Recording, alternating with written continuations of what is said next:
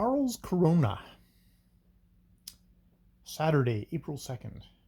It was a moonlit evening in Krlskrn, calm and beautiful, but earlier in the day there had been rain and wind, and the people must have thought that the bad weather still continued, for hardly one of them had ventured out on the streets. While the city lay there so desolate, Akka, the wild goose, and her flock came flying towards it over Vermon and Pantherholmen.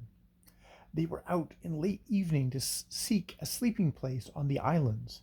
They couldn't remain inland because they were disturbed by Smyr Fox whenever they lighted.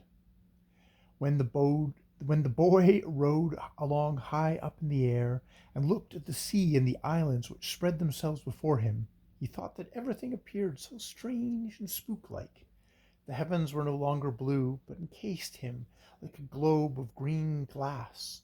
The sea was milk white, and as far as he could see rolled small white waves tipped with silver ripples. In the midst of all this white lay numerous little islets, absolutely coal-black. Whether they were big or little, whether they were even as meadows or full of cliffs, they looked just as black. Even dwelling houses and churches and windmills, which at other times are white or red, were outlined in black against the green sky. The boy thought it was as if the earth had been transformed, and he was come to another world. He thought that just for one night he wanted to be brave and not afraid, when he saw something that really frightened him. It was a high cliff island, which was covered with big angular blocks, and between the blocks shone specks of bright, shining gold. He couldn't keep from thinking of Maglestone by Trolli Lungby, which the troll sometimes raised upon high gold pillars, and he wondered if this was something like that. But with the stones and the gold it might have gone fairly well, if such a lot of horrible things had not been lying all around the island. It looked like whales and sharks and other big sea monsters, but the boy understood that it was the sea trolls who had gathered around the island and who intended to crawl up on it to fight with the land trolls who lived there. And those on the land were probably afraid, for he saw how a big giant stood on the highest point of the island and raised his arms, as if in despair over all the misfortune that should come to him and his island. The boy was not a little terrified when he noticed that Akka began to descend right over that particular island. "No, for pity's sake, we must not light there," said he. But the geese continued to descend, and soon the boy was astonished that he could have seen things so awry. In the first place, the big black blocks were nothing but houses. The whole island was a city, and the shining gold specks were street lamps and lighted window panes.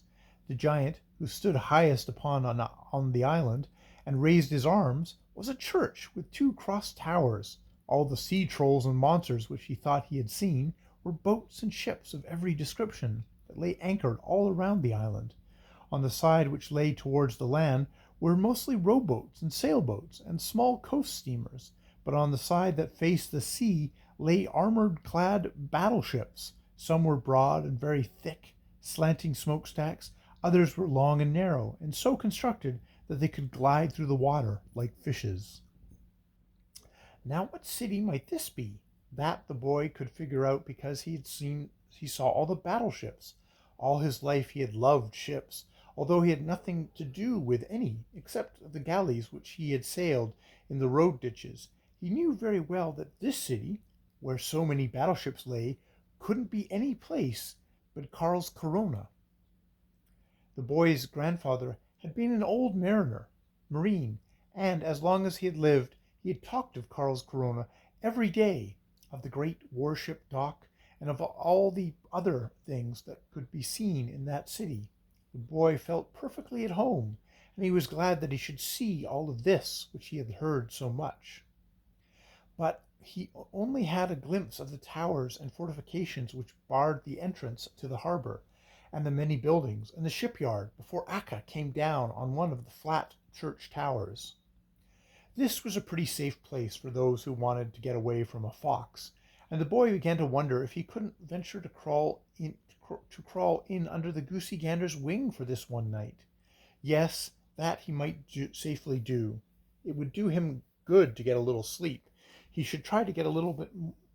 He should try to see a little more of the dock and the ships after it had grown light. The boy himself thought it was strange that he could keep still and wait until the next morning to see the ships. He certainly had not slept 5 minutes before he slipped out from under the wing and slid down the lightning rod and the waterspout all the way down to the ground. Soon he stood on a big square which spread itself in front of the church. It was covered with round stones, and was just as difficult for him to travel over as it is for the big people to walk on a tufted meadow. Those who are accustomed to live in the open, or way out in the country, always feel uneasy when they come into a city where the houses stand straight and forbidding, and the streets are open so that everyone can see who goes there. And it happened in the same way with the boy. When he stood on the big Krlskrn square and looked at the German church and the town hall and the cathedral which he had just ascended, he couldn't do anything but wish that he was back on the tower again with the geese.